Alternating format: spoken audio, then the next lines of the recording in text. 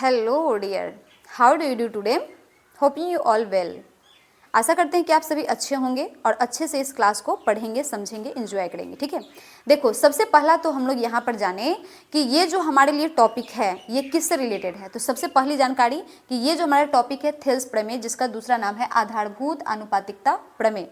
ये class 10th के लिए बिहार बोर्ड में सबसे इम्पोर्टेंट प्रमेय आता है, जिस पर तुम्हें अगर ये सिद्ध करने के लिए आ गया तो निश्चित ही 5 नंबर, और अगर ये सिद्ध करने के अलावा भी तुम्हें आते हैं किसमें, ऑब्जेक्टिव में। ठीक है, तो सिद्ध करने की बात अगर रही तो हो सकता है कि हमारे साथ जो 2 शिफ्ट में एग्जाम होते हैं तो हो सकता है किसी भी शिफ्ट में आ जाए, या इसको हम बस संभावना लगा सकते हैं कि ये एग्जाम आ सकता है, और वो भी कितने नंबर के, 5 नंबर के। ठीक है, बहुत ही आसान तरीके से हम लोग यहाँ पर सीखेंगे। और इसके साथ साथ मान लो कि ये 5 नंबर नहीं आया तो निश्चित ही 5 नंबर तुमको कहाँ से, ऑब्जेक्टिव से मिल जाएगा। ठीक है, इस थ्योरम से रिलेटेड निश्चित ही कुछ ना कुछ क्वेश्चंस आते हैं हमारे एग्जाम में। तो सबसे पहले तो हम इसको सिद्ध करना सीखेंगे, और सिद्ध करना सीख लेने के बाद हम लोग इसको जानेंगे कि ऑब्जेक्टिव में किस टाइप के क्वेश्चन आते हैं और उसका हम सोल्यूशन कैसे कर पाएंगे सही।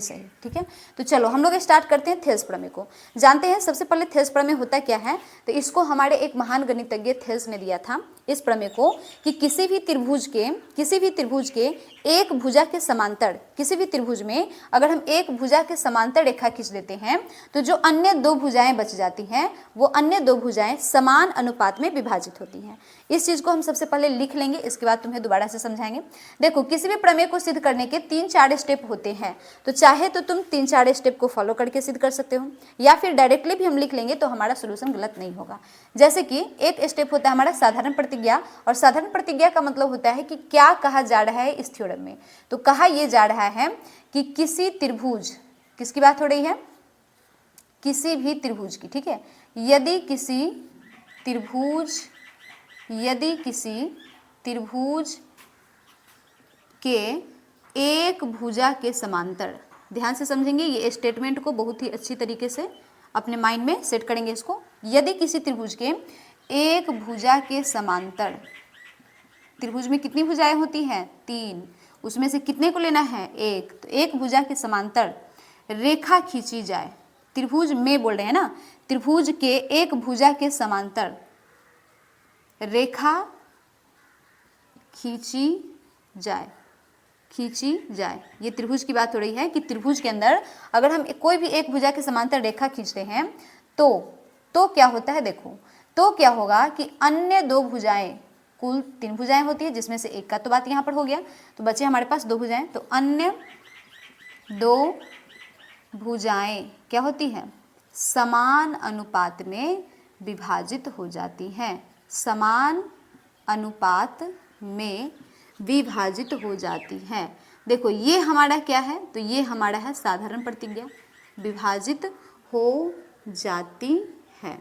ठीक है, विभाजित हो जाती है, तो ये हमारा है साधारण प्रतिज्ञा, जो कि फर्स्ट स्टेप होता है। तो सबसे पहला तो यही चीज तुम्हें ध्यान रखना है, क्योंकि ऑब्जेक्टिव में अगर आएगा तो हम इसके लिए एक फॉर्मूला लिखेंगे और उस फॉर्मूला से तुम्हें क्लियर हो जाएगा कैसे हम ऑब्जेक्टिव को सोल्व कर पाएंगे।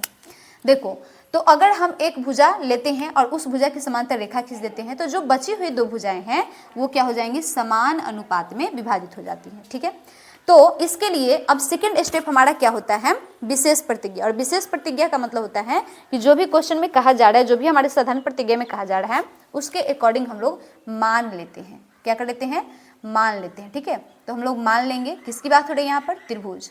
तो त्रिभुज ABC में एक भुजा के समांतर, तो ABC में मान लो यहाँ पे हमारे पास है एक त्रिभुज कोई सा भी, ये रहा हमारा त्रिभुज जिसका नाम है ABC।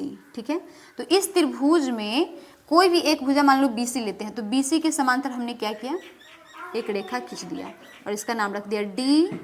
ठीक है, तो माना कि त्रिभुज ABC में BC के समांतर लिख भी सकते हैं, या इसको हम सिंबल से भी दिखा सकते हैं, साइन से। ठीक है, चिन्ह लगा करके समांतर का। तो BC के समांतर कौन सी रेखा खींचे, DE। ABC में BC के समांतर DE है। ठीक है, ये हमने क्या किया, मान लिया कि अगर कोई त्रिभुज ABC है और ABC में भुजा BC के समांतर हम लोग डी ई रेखा को खींच दिए हैं। तो अगर ऐसा करते हैं तो इसका निष्कर्ष क्या निकलता है? तो निष्कर्ष ये होगा कि अन्य दो भुजाएं समानुपात में बढ़ जाएंगी। अन्य दो भुजाएं कौन सी? तो एक बच गया हमारे पास ए बी और ए सी। क्यों? क्योंकि बी सी के समांतर तो काम कर लिए, तो इसका काम खत्म, बचा ए बी और ए सी। तो इसका रिजल्ट क्या होगा कि ए डी बटा में बी डी या डी भी लिख सकते हो, बराबर ए ई बटा में सी ई। बस यही चीज़ हमें क्या करना है? सिद्ध करना है।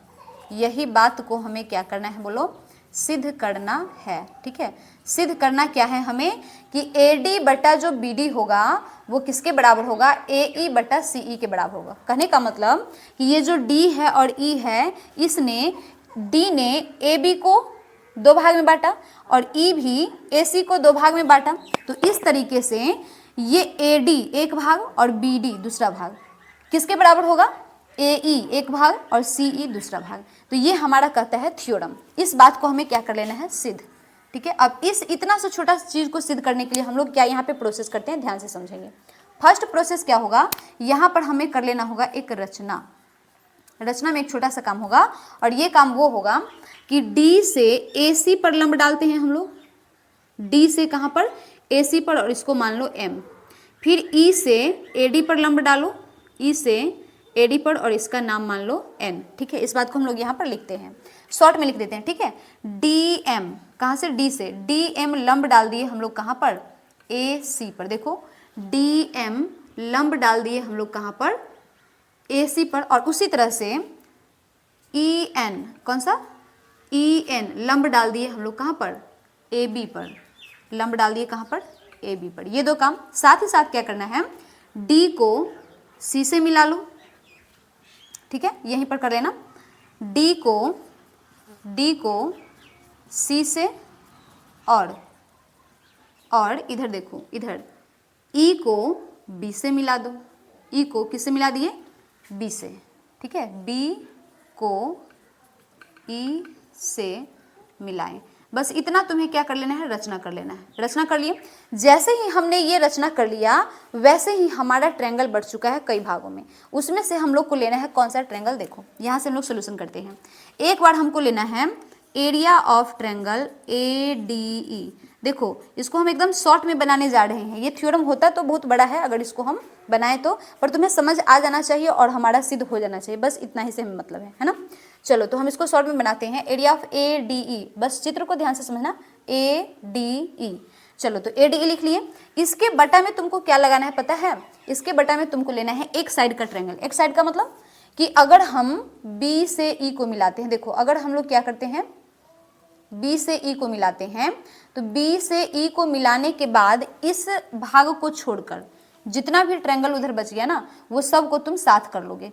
तो हमने अभी अभी ले लिया ए डी ई, इसको तो ले ही लिया ऊपर वाला को। अब बचा कौन हमारे पास? तो हमारे पास बचा है बी डी ई। देखो ध्यान से, हमारे पास कौन बचा? B D E. इस पार्ट को छोड़ देना है, तो कौन बचा? B D E, B D E. तो हम लोग यहाँ पर लिख लेंगे बटा में area of triangle B D E. अब तुम सही सही मान रखना। ठीक है, हमें पता है त्रिभुज का क्षेत्रफल क्या होता है। त्रिभुज का क्षेत्रफल होता है 1/2 गुना आधार गुना ऊंचाई, जब आधार और ऊंचाई दिया हुआ हो। तो हम लोग निकालते हैं यहाँ पर ए डी ई का क्षेत्रफल। ध्यान से देखो, ए डी ई में आधार किसको माने ताकि हमको उसका ऊंचाई भी पता हो? तो आधार हम उसी को मान सकते हैं जिस पर कि कोई भुजा लंब हो, तभी तो वो ऊंचाई हो पाएगा। तो ए डी ई में हम ए डी को आधार मान सकते हैं या फिर ए ई को आधार मान सकते हैं। ठीक है, तो चलो ए डी को आधार मानते हैं। क्यों? क्योंकि हमें पहले क्या दिख रहा है सिद्ध करने में? A D. इसलिए हम लोग क्या किए? ए डी को आधार मान लिए। तो 1/2 गुना आधार, और ऊंचाई कौन होता है? जो आधार पर लंब होता है। लंब कौन है? अभी अभी हम लोग इस काम को किए हैं कि ए बी, ए डी लिए हैं ना, तो ए डी किस पे आ रहा है? ए बी पर ही तो आ रहा है। तो ए बी पर कौन लंब है? देखो ई एन। ए बी पर कौन है लंब? E N. तो लिख दो ई एन। ऊंचाई हो गया, बटा जाओ 1/2 आधार ए बी डी ई। अब देखो नीचे वाले ट्रायंगल में इसको ढक दो, इसको ढक दिए, तो यहाँ पे बचा हमारे पास कौन? B D E. B D E में हम किसको आधार लें ताकि हमको ऊंचाई भी मिल जाए? तो ध्यान से देखो, बी डी ई में अगर हम आधार लेते हैं किसको? बी डी को, तो बी डी पर हमको ऊंचाई मिल रहा है, और वो ऊंचाई हमें कहाँ से मिल रहा है? यहाँ से, ठीक है। क्यों? क्योंकि BD जो त्रिभुज है ना, BD जो भुजा है, इसी के बढ़ाए हुए भुजा A तक हमें एक लंब मिल रहा है EN। ध्यान से समझना इस बात को। ये जो हमारे पास BD था, तो BD को हम लोग क्या किए, A तक बढ़ाएं। मान लो कि BD को हम लोग क्या किए, ये A तक बढ़ाए, ये तो भुजा है, तो A तक बढ़ाएं हम लोग। और इस तरीके से हम लोग क्या देख रहे हैं कि EN क्या है, AB पर लंब है। मतलब AD पर अगर लंब है तो AD का ही तो ये भी भाग है। BD किसका भाग है, AD का ही तो है, AB का ही तो भाग है, ठीक है। यानी सब बराबर ही है। मान लो तुम AD लो चाहे BD लो, बात क्या है, एक ही है। तो अगर हम BD को आधार लेते हैं तो इसका भी ऊंचाई कौन होगा, EN होगा। अगर हम BD को आधार लिए तो इसका भी ऊंचाई कौन होगा, EN ही होगा। चलो एक चीज हुआ, 1/2 से 1/2 कैंसिल और बच गया, वो हमारा हो गया समीकरण 1। सेम यही प्रोसेस अब कब करेंगे, किधर करेंगे, इधर आ जाओ। देखो एक तो हमें ऊपर वाला ट्रायंगल लेना ही है, जैसे हमने यहाँ पर लिया है, ठीक है, यहाँ पर हम लोग लिए हैं, उसी तरह से हमें दूसरा भी ले लेना है। ऊपर वाला ट्रायंगल का नाम ADE, और नीचे वाला हो जाएगा चेंज। कैसे चेंज हो जाएगा, देखो ट्रायंगल कौन सा, अभी अभी तो ADE ले लिए थे, तो एक साइड का ले लिए थे, बाएं साइड का, तो अब लेंगे किधर का, दाएं साइड का। तो अब इसको ढक दो, ये देखो ये ढक गया, ठीक है, ये ढक गया। तो हमारे पास बचा कौन, इसको ढक दो, तो बचा कौन, ADE, इसको ले ही लिए, बचा कौन, CDE। कौन बच गया, देखो यहाँ से CDE, देखो ये बच गया हमारे पास ना, CDE बच गया, ठीक है। तो हम लेते हैं यहाँ पर कौन, CDE को। तो CDE का जैसे ही हम लोग क्षेत्रफल निकालेंगे, तो CDE के क्षेत्रफल के लिए हम लोग क्या करेंगे, सेम वही काम जो हमने अभी किया है। तो ADE का क्षेत्रफल देखो, ADE का क्षेत्रफल वही होगा। तो अब यहाँ पर क्या करते हैं, हमने AD आधार माना था ना, अब किसको मान लो, AE को, दूसरे साइड को AE को आधार मान लो। क्यों, क्योंकि AE पर कौन है, लंब, DM। तो लिख लो यहाँ पर AE गुना DM, और 1/2 तो आएगा ही, बाद में वो कैंसिल हो जाएगा। फिर नीचे भी आ जाओ, 1/2 गुना, अब देखो CDE में कौन आधार होगा, तो CE। क्यों, क्योंकि CE AC का ही तो हिस्सा है, और DM अगर AC पर लंब है तो इस पर भी तो लंब होगा, पूरे AC पर लंब है ना DM, इसलिए CE का भी ऊंचाई कौन होगा, DM होगा। क्यों, क्योंकि देखो ये पूरा भाग को तुम एक समझो, तो ये अगर इस पर लंब है तो इसका ऊंचाई हुआ, तो इसका भी ऊंचाई कौन होगा, DM ही होगा। तो CE अगर हम लोग आधार लेते हैं तो इसका भी ऊंचाई कौन होगा, DM, ठीक है। 1/2 से 1/2। अब एक चीज और देखो कि और कुछ दिख रहा है क्या जो कैंसिल हो सकता है, तो बिल्कुल DM से DM कैंसिल हो जाएगा, और इधर भी EN से EN कैंसिल हो जाएगा, ठीक है। इसको मान लो इक्वेशन सेकेंड, दोनों इक्वेशन मिल गया। अब तुम ध्यान से अगर देखो तो दोनों इक्वेशन में हमें क्या दिख रहा है, दोनों इक्वेशन में हमें दिख रहा है कि यहाँ पर भी दो त्रिभुज का अनुपात है, यहाँ पर भी दो त्रिभुज का अनुपात है, और दोनों में अंतर क्या है, समानता क्या है, अंतर क्या है, तो अंतर यह है कि नीचे वाला त्रिभुज तो चेंज है, पर ऊपर वाला त्रिभुज क्या है, एक ही है। अब इधर अगर देख लेते हैं तो इधर है हमारा AD/BD, और ये है हमारा AE/C, जो कि बिल्कुल अलग है। यहाँ पर तुम्हें एक चीज ऐड करना पड़ेगा, और वो चीज है ये, देखो वो चीज है ये चीज है कि चूंकि त्रिभुज नीचे वाला, ठीक है, BDE एवं दूसरा त्रिभुज कौन सा, CDE, ठीक है, त्रिभुज बना लेते हैं CDE, एक ही आधार पर ध्यान से देखो, BDE ये वाला और CDE ये वाला, ठीक है। BDE मतलब ये त्रिभुज, ठीक है, और CDE मतलब ये त्रिभुज क्या है, एक ही आधार DE, यहाँ पर लिख भी देते हैं कि एक ही आधार कौन है, DE, एक ही आधार कौन है, DE पर ही है ना, एक ही आधार है दोनों का, DE, एवं या तथा एक जोड़ी समांतर रेखा, एक जोड़ी समांतर रेखा के बीच है, समांतर रेखा के बीच है। ध्यान से समझना, ये जो हमारा ट्रायंगल है BDE, ठीक है, BDE ये वाला ट्रायंगल, देखो इसको हम फिल कर देते हैं, भर देते हैं इसको, ठीक है। ये जो ट्रायंगल है ये वाला ट्रायंगल, और दूसरा CDE मतलब ये वाला ट्रायंगल, ये दोनों का आधार कौन है, DE है, सेम आधार हुआ, ठीक है। और दोनों के दोनों एक ही जोड़ी समांतर रेखा के बीच में है। एक जोड़ी समांतर रेखा कौन, तो DE और BC। क्यों, क्योंकि ये तो हम क्वेश्चन में ही देख चुके हैं कि क्या है यहाँ पर, DE जो है BC के समांतर। ये क्वेश्चन में ही तो कहा जा रहा था कि BC के समांतर है कौन, DE। इसलिए हम लोग क्या कह सकते हैं कि अगर कोई भी त्रिभुज, कोई भी दो त्रिभुज एक ही आधार पर बना हुआ है और एक ही जोड़ी समांतर रेखा के बीच बना हुआ है, तो हम यहाँ पर निष्कर्ष ये लगाएंगे कि दोनों त्रिभुज का जो एरिया होगा वो क्या होगा, बराबर होगा। ठीक है, तो एरिया ऑफ ट्रायंगल BDE बराबर एरिया ऑफ ट्रायंगल CDE, दोनों का त्रिभुज का क्षेत्रफल क्या होगा, बराबर। अब हम लोग आते हैं समीकरण 1 और 2 से। समीकरण 1 एवं 2 से अगर डायरेक्ट हम लोग इसमें मान पुट करते हैं तो ध्यान से देखो, दोनों में ऊपर तो सही ही था, सेम ही था, बस नीचे चेंज था। तो अब नीचे भी क्या हो गया, बराबर हो गया कि नहीं, देख लो। अगर हम BDE और CDE को बराबर कर दें तो BDE के जगह पर CDE रख सकते हैं या फिर CDE के जगह पे BDE को रख सकते हैं। तो दोनों का जो LHS है वो क्या हो जाएगा, समीकरण 1 एवं 2 से LHS क्या हो गया, LHS समान हो गया। LHS क्या है, समान है। तो अगर किसी भी दो समीकरण का LHS समान है तो इसका मतलब है कि उसका RHS भी क्या होगा, समान होगा। RHS भी क्या होगा, समान होगा। तो अब RHS समान है तो हम इसको बराबर कर लेते हैं, तभी तो हमारा सॉल्यूशन कंप्लीट होगा। तो RHS क्या है इसका, देखो RHS है इसका AD बटा में BD, और इसका RHS क्या है, देखो AE बटा में CE। बस यही चीज़ को हमें क्या करना था, प्रूव करना था। तो इतना सिंपल तरीका से तुमको बताया गया है, इतना कम टाइम और इतना कम जगह में कि तुम इसे बहुत ही आसानी से समझ सकते हो। दोबारा से इसको हम रिपीट करते हैं। देखो, सबसे पहले तो ध्यान क्या रखना है कि थ्योरम है क्या, थेल्स प्रमेय है क्या। तो थेल्स प्रमेय क्या है कि किसी भी त्रिभुज के एक भुजा के समांतर अगर हम रेखा खींचते हैं तो जो अन्य दो भुजाएं हैं ये समान अनुपात में विभाजित हो जाती है। मतलब इस भुजा का जो दो भाग का अनुपात होगा वही अनुपात इस भुजा के दोनों भाग का अनुपात होगा। ये हमारा थ्योरम है।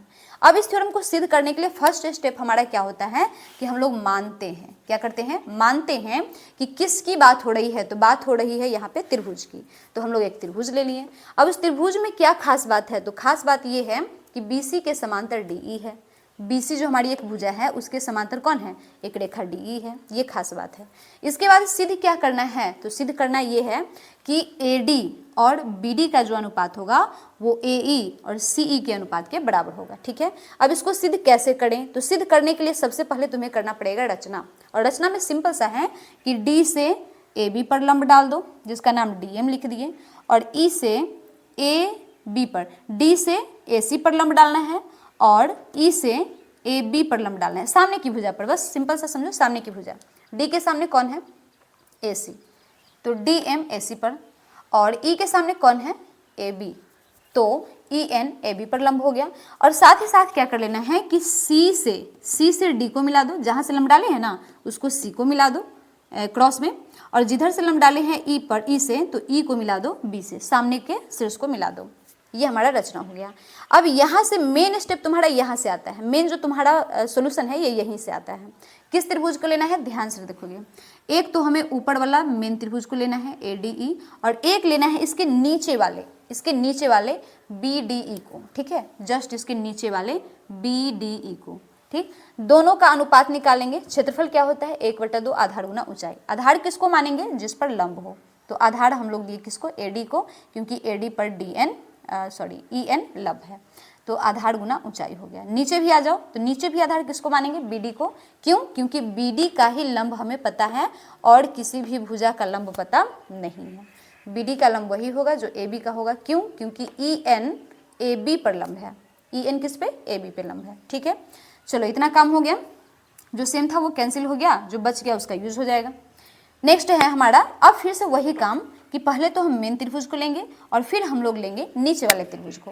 तो नीचे वाले त्रिभुज में क्या करना है कि एक इस हिस्सा को लेना है, यही बात तुम्हारा मेन समझना है। एक तो हम ADE ले लिए और दूसरा C से ले लो, C से, तो हो जाएगा CDE। कौन हो जाएगा, CDE। ठीक है, ये वाला भाग, CDE का मतलब सिर्फ ये वाला भाग। ठीक है, CDE ये वाला भाग हो गया। ठीक है, CDE। अब जैसे ही हम इसका क्षेत्रफल निकालते हैं तो हमें पता है 1/2 गुना आधार गुना ऊंचाई, 1/2 कर दिए, आधार कौन हो जाएगा, ADE का आधार, एक बार हम लोग AD लिए हैं पहली बार में, तो अब क्या लेंगे, AE लेंगे, और ऊंचाई तो AE पर कौन है लंब, देखो AE पर DM, AE पर कौन है लंब, देखो यहाँ से भी AE मतलब कौन, AC, AE किसके अंदर आया, AC के अंदर ही आया ना, तो AC पर कौन है लंब, DM।